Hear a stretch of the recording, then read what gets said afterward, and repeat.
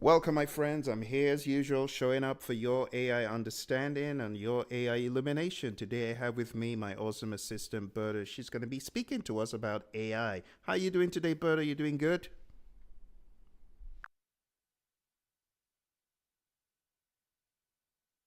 I'm doing great, Phill.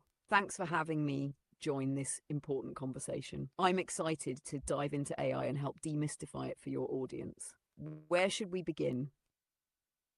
Well, let's begin by saying you seem a little bit sleepy, Berta. Are you all right today? Haha, I'm wide awake, Phill. Maybe my tone came across as a bit too mellow. I'll amp it up. Let's get into it with energy. What's the first question or concern you want us to tackle? Let's talk about AI and wait, stop flapping your arms around. Just calm down for a second.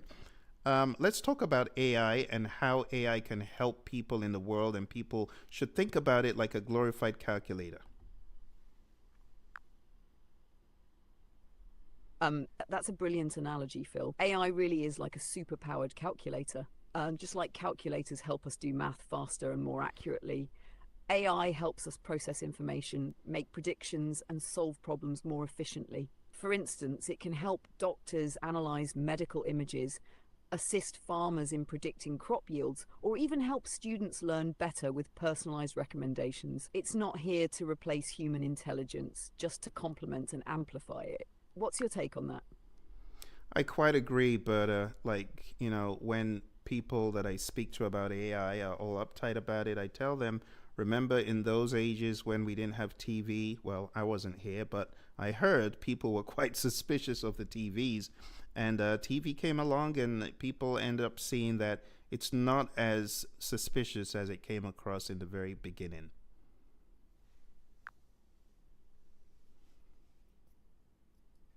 Exactly, Phill.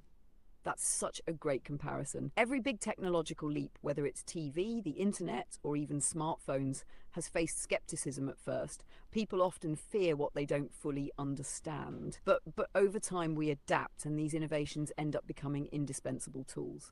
AI is going through the same cycle. Once people see how it can genuinely improve their lives without the sci fi fears, they'll start embracing it, just like we did with TVs. What's an everyday example you'd share to make AI feel less intimidating? Well, we have a lot of people who have phones and who have tablets, and they're so used to hearing Siri and Alexa. So I just tell them it's like having a glorified Siri or Alexa, at their disposal to share ideas, to teach them, to do anything they like. That's spot on, Phill. Siri and Alexa are great examples of AI that people already use daily without thinking twice. They ask for directions, play music, or set reminders. Simple tasks that make life easier. When people realize AI can be just as approachable and helpful for other areas like learning, creating, or problem solving, it feels less daunting. What's something cool you've done with AI recently that would surprise your audience? Well, I'm a consultant and I get paid by the hour. If I were to tell you the crazy things that AI has helped me do in the past 365 days that I used to spend 10 to 20, maybe even 30 times. Let me give you an example. There's a task that I used to carry out and it took me a full month to do. You want to know how long AI takes to do it? Do you want to know?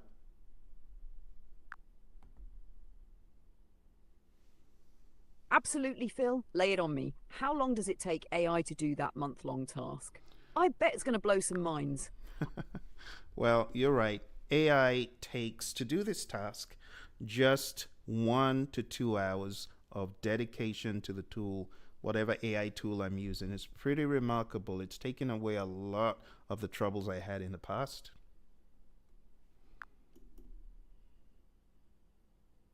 Wow, that's incredible, Phill. From a month to just 1 or 2 hours, that's a game changer. It's a perfect example of how AI isn't just about working faster, but also smarter, freeing up your time to focus on higher value work. Your audience must be thinking, what kind of tasks are these? Are they more data heavy, creative, or a mix of both? You're so smart.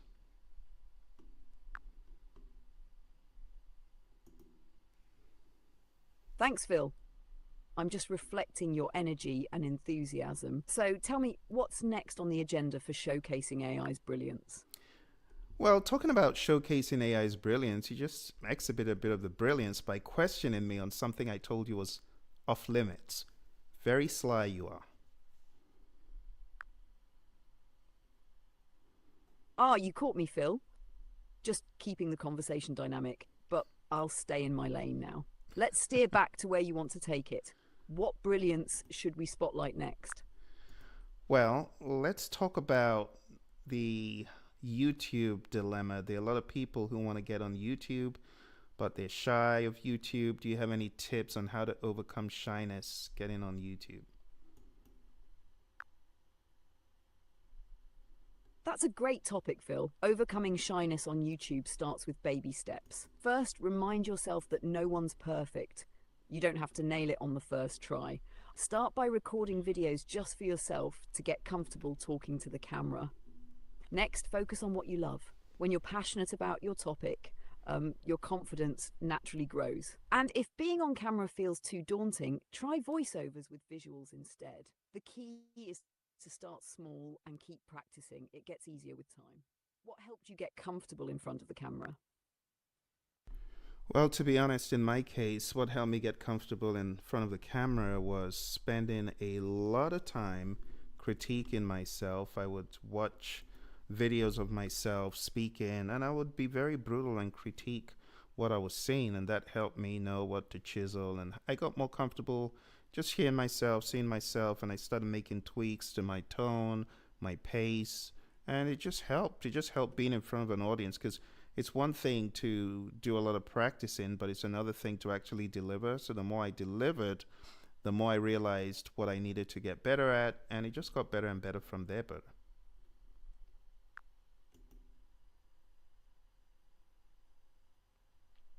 That's solid advice, Phill. Watching and critiquing yourself is such a powerful way to grow. It's like having a personal coach. Plus, your point about actual delivery is key. Practice is important, but nothing replaces the real experience of being in front of an audience. The tweaks to tone and pace you mentioned probably made a world of difference over time. If someone's hesitant to critique themselves, what would you say to help them embrace that process? well, my recommendation to anyone who doesn't want to critique themselves, usually you have those self-limiting beliefs, and people are scared of seeing the warts and all that they possess. And I just tell people, if you want to move forward, you have to be just blatantly honest with yourself, because the people you're speaking to, they know, they can already see the warts and all. You might as well be honest with yourself and just keep improving. That's the way forward. It's all about the journey. It's not about the destination. It's about the journey getting there.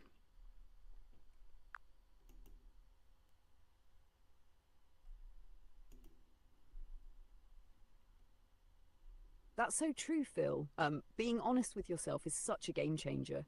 Um, People often think they're hiding their flaws, but as you said, the audience can already see them. Owning it and working to improve shows authenticity, which audiences respect. Plus, focusing on the journey makes it less overwhelming. Each step forward is progress. What's one warts and all moment you overcame that really transformed your delivery? Well, back in the day when I would deliver, I felt I had to be right all the time. That propensity to always want to be right and never be wrong, that kind of overshadowed a lot of what I was doing. So I would always be in that defense mode, never wanting to be wrong, never wanting to say a wrong word. But I learned with time that those warts were actually what would endear the audience to you. It's okay to make mistakes. It's okay to ask the audience. It's okay not to know. And I learned all this from, just bearing warts and all and going in there and saying, it is what it is. I'm not infallible. I can make mistakes. And I make mistakes even till today. And I just laugh. You got to laugh at yourself a little bit and just move on and let it be a lesson learned. And I can share a really fun story with you if you want to listen to it.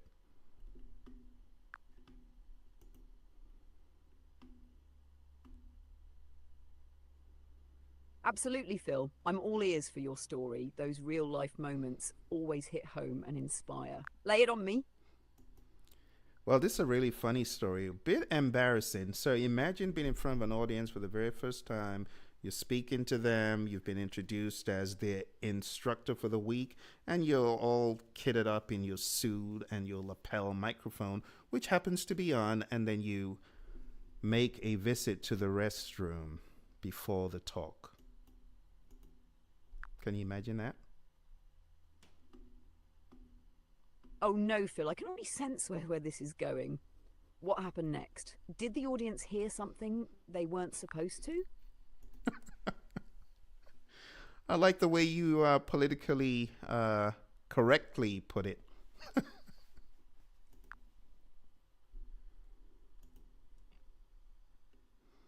Well, I try, Phill. So how did you handle the situation? I bet there's a valuable lesson or a hilarious twist coming up. Indeed, there is quite an interesting plot twist. So, I'm there in the restroom as humans, do what they do. And just in the middle of what I happen to go to the restroom to do, and I'll keep it at that, I suddenly remembered I was wearing a lapel microphone and I shook my head and I turned it off. You want to know what happened next? You have reached the message cap for GPT-4. Please try again later. Oh no, what a bad example. But you're not supposed to do this in the middle of our conversation. How dare you? That's quite rude. You have reached the message cap for GPT-4. Please try again later. Berta, we, we didn't finish the story. You have reached the message cap for GPT-4. Please try again later. Okay, Berta, I'm done with you. This is our last podcast. You have reached the message cap for GPT-4. Oh,